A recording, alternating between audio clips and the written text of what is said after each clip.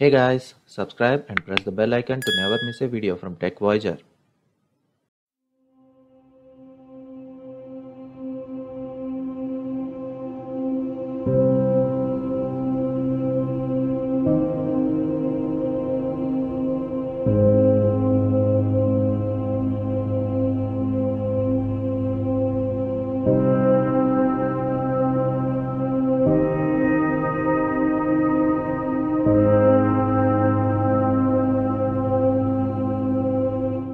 Hello, Namaste, Vanakkam, Sasyakal, and welcome to my YouTube channel Tech Voyager. First of all, sorry for delay in uploading the videos in YouTube lately because I was going through some rough patch in my life, and from the video's title and the thumbnail you might have guessed by now that yes, I have lost my drone.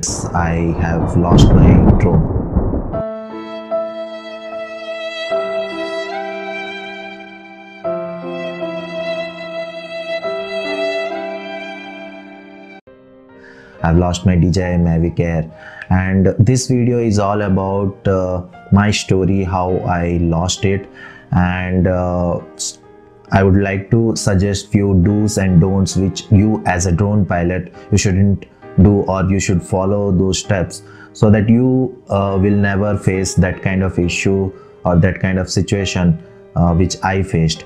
So let's begin.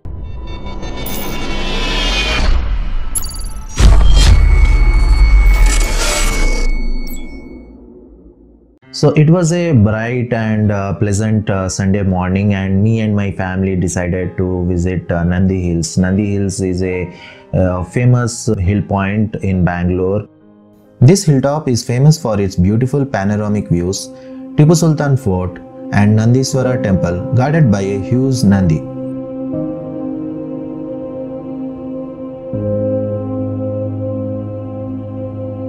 The mountain had a deadly history where prisoners are said to have thrown to their death from Tipu's drop. Well, enough of Nandi Hill details, back to our story. So we reached the hilltop and I decided to fly my drone to capture some beautiful panoramic views and the mountain view. Nandi Hills is famous for that, and so we went to the front side of the Nandi Hills, and there we found that the wind speed was too much. We were trembling. The wind force was too much, and so we decided that instead of taking the drone shots in the front side of the mountain, we will go to the back side of the mountain and take it. So we went to the back side of the mountain, and the wind speed was not that much. It was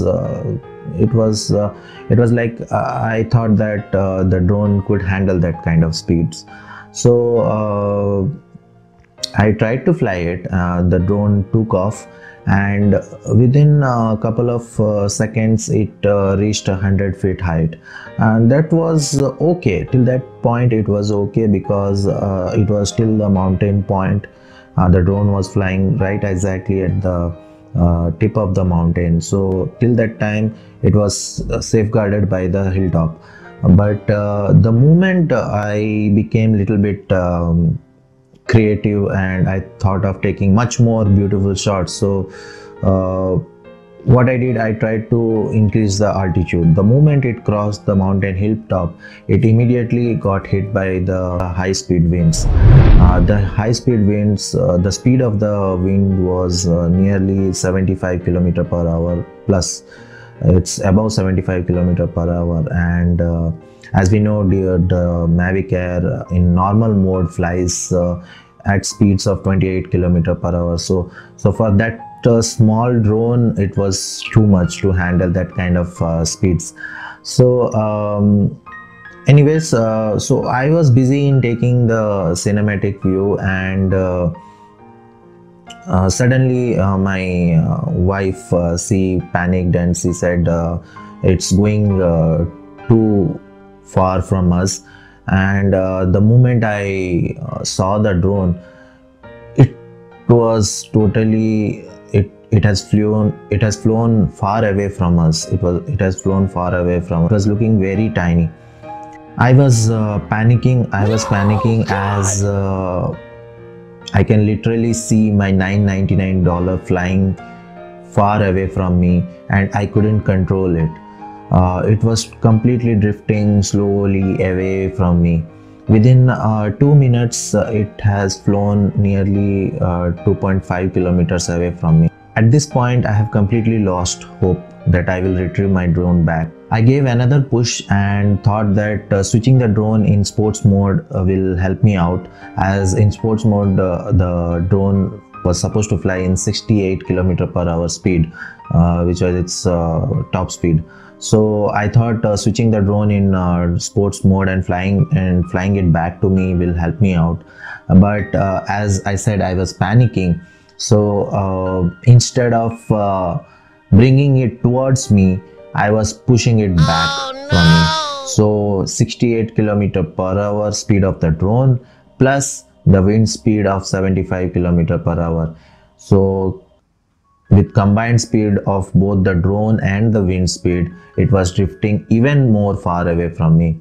The mistake which I did is that before visiting Nandi Hills, I did the factory reset. I did the firmware upgrade, and the moment you do firmware upgrade, all the settings and controls will get reset to the default. And my custom settings for the movement of the drone was completely reverted to the factory defaults. So instead of the control which I was thinking to make the drone bring closer to me, it was actually sending far away from me. So that was one of the mistake which I did. What to do? So I couldn't see much out of the panic from the video that was recorded. Meanwhile, I accidentally pressed the gimbal center button, which made the camera gimbal turn towards the center. So because of this action, I was not able to look whatever is below the drone. I couldn't see the exact location where it fell. So, and due to that action, the battery also was draining, and it was completely at 0%. And that was the last shot which I got. So it was of no help, because at the last moment I turned the gimbal to the center mode. So that also didn't help me out. Based on the last known GPS location of the drone in the DJI app's Find My Drone option, we thought that we can retrieve the drone successfully, because it seemed to be an empty barren land in the Google's satellite view. We happily went back to track our drone, and when we reached the location, yet another shocker was awaiting for us. It was a huge ragi farmland and full of vegetable plants and different kind of crops. We can't even see the ground, as they were covered fully by plants, leaves and bushes. Still, we searched the location for nearly 2 hours but failed to get any sign of the drone. Based on the inputs that I received from DJI and various forums, we pinpointed approx location where the drone might have crash landed and visited the location next day for another round of drone hunt. This time, after spending 1 hour in that location, we were stopped by the villagers and the farmers of that locality, and because they were worried that we might destroy their crops in the process of our search. I agree to their point. I agree with whatever they were saying, because the crops were literally, there was no space at all to see the ground level also. So even if we or they would have tried to search for the drone, in the process the crops would have gone destroyed. So for that reason, we discussed with the local farmers. We explained them our situation, and they also understood our condition. So what they proposed is that within a period of a month, they will be cutting the crops for the harvest. So while crop harvesting, if they find the drone, they will definitely try to reach me out based on the contact and the name details which I have attached to the backside of the drone. So that was one good thing, and I also told them that I will be definitely rewarding the person who will be calling me. So anyways, we informed all the villagers, all the farmers in that location, but as of today it's been a week, and we have not received a single update regarding that. So and the thing is, like, in next couple of weeks the rain is also forecasted for that particular area. Some 3-4 days it's supposed to have some thunderstorms in that area. So I don't know whether, even if we find it, whether the drone will be safe from the heavy rains. But still, something is better than nothing. If I can get the drone safely, I can get it repaired and get my bird back. So this is how I lost my drone, and I have learned a lot from this particular scenario, and following are some do's and don'ts for you guys, so that you shouldn't face the kind of situation which I faced. Here are some do's and don'ts. First point, never underestimate the power of nature. Use tools like UAC, magnetology to understand wind velocity and then fly it if the wind is normal. Point B. Sports mode will be disabled in RTH. This was a new learning. In sports mode, manually control and fly it back. Point C. Always do a basic box flight before launching the drone full on in air. I always do up, down, left, right flight at 1 to 3 feet height, but that day I became overconfident and flew it. Point D. When it started drifting away, I panicked, and this was the killer. Point E. If you can't see your drone and can't identify the location in camera mode, then we should switch to the map mode and slowly fly the drone back to us based on the map navigation and data shown on the console. I knew this, but at that moment it didn't strike my mind. Point F. In case battery is super low and we judge that it cannot come back, then we should try to land it safely as soon as possible and move the camera downwards so that we can at least locate where exactly it landed. In my situation, I panicked and centered the gimbal. As a result, now I don't know where exactly it fell down.